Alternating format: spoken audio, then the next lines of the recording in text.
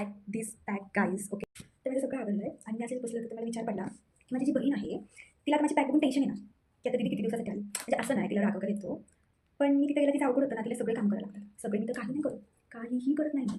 तिथे वेळेला आयतं पाणी असतं, आयतं ताट असतं, सगळं आयतं असतं. आणि पिल्लूचंही सगळं तीच करते. त्याला खाऊ घालणं, पिऊ घालणं, त्याला खेळणं, त्याच्याबरोबर मस्ती करणं, त्याला बाहेर नेणं, त्याला अंघोळ घालणं, सगळं तीच करते. ओके, पण सिंपल आहे ना, मी माझ्या मावकडे जाते, बरं तो पण त्याच्या मावकडे जाणार ना. माझी मावशी जसं माझं करते तसं ह्याची मावशी त्याचं करणार. तिला एक्साइटमेंट त्याची नसती की बाबा आपली बहीण होती, तिला एक्साइटमेंट ह्या मुलाची इकडे वंश दाखवते कोणत्या मुलाची, ह्या वंश मुलाची असते तिला एक्साइटमेंट. माझी बिलकुल नसती. मी माझ्या भावाला फोन करतो, दीदी कधी येणार, दीदी कधी येणार आहे, फक्त एवढंच. आणि विचारत पण ना, तू कशी आहे, पिल्लू काय करतोय, पिल्लू काय करतोय, पिल्लू काय करतो, पिल्लू काय करतोय. म्हणजे म्हणजे आता जसं लग्न झालं आहे तसं ना, आता माझी काहीच व्हॅल्यू नाही राहिली. फक्त माझी व्हॅल्यू माझ्या मम्मीला, माझ्या मावशीलाच आहे. खरंच म्हणजे एनिवे.